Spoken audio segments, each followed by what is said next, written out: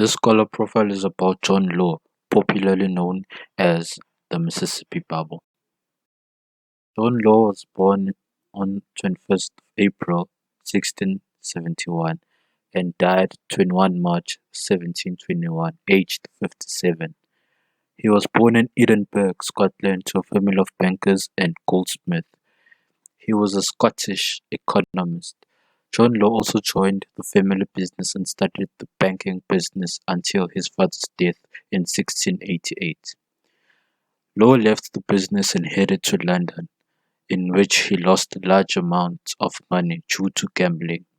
Later, he fought a duel with Edward Wilson, in which Law killed him and was arrested and convicted of murder. Having been charged of murder, he was sentenced to death.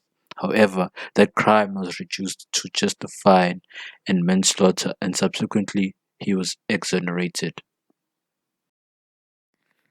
John Law is considered to be the predecessor to John Maynard Keynes, even though Keynes never mentioned him in his works of general theory. They both believed that the economy could stimulate through monetary and fiscal policies. Law's subjective theory of value. In this, he combined the use and exchange value in a subjective theory of value. He further explains the exchange value of a commodity by its usefulness and its scarcity. By this, he meant value arises when things are useful, but how much value they have is determined by the greater or lesser quantity of them in proportion to the demand for them. In one of his works, John Law stated, the domestic trade depends on the money. A greater quantity employs more people than a lesser quantity. A limited sum can only set a number of people to work proportioned to it, and this with little success laws are made for employing the poor or idle in countries where money is scarce.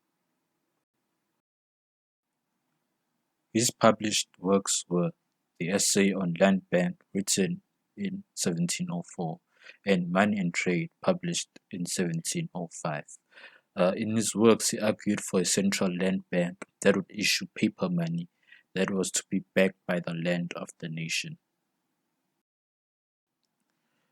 Law's money creation process.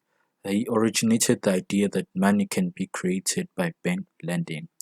Fractional reserve system. Only a fraction of deposits are required to be held as reserves. The rest is loaned out. These loans end up as a deposit in other banks. Those banks then lend a portion of their new deposits, which subsequently end in other banks.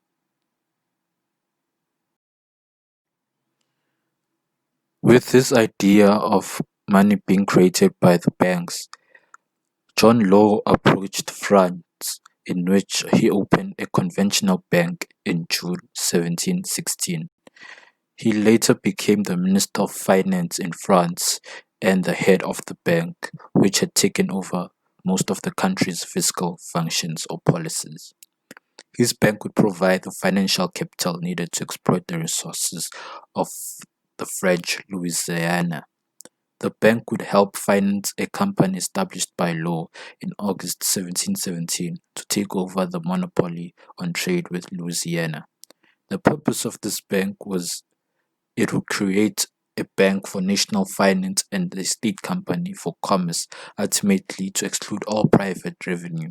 This would create a huge monopoly of finance and trade run by the state, and this profit would pay off the national debt. Law was believed to be the architect of the Mississippi Bubble. This was an event that would begin with consolidating the trading companies of Louisiana into a single monopoly, the Mississippi Company, and ended with the collapse of the Banque Generale and subsequent devaluing of the Mississippi Company's shares. This was when Law established the Banque Generale in 1716, in which he suggested the bank to issue notes. The bank was also tied to other ventures of Law, the Company of the West and the Companies of the Indies. This was known to be the Mississippi Company. Given the potential for profits involved, public demand for shares in the Company of the West increased sharply. sending the price for a share from 500 to 18,000 livres, which was out of all proportion to earnings. Further, the market price of a share rose from 500 to 10,000 livres. However, the stock prices crashed and people lost faith in money and wanted bullion instead. In 1720, the bubble burst when they attempted to convert notes into specie and mass, forcing the bank to stop payment on its paper. That was the profile on John Law. Thank you for listening.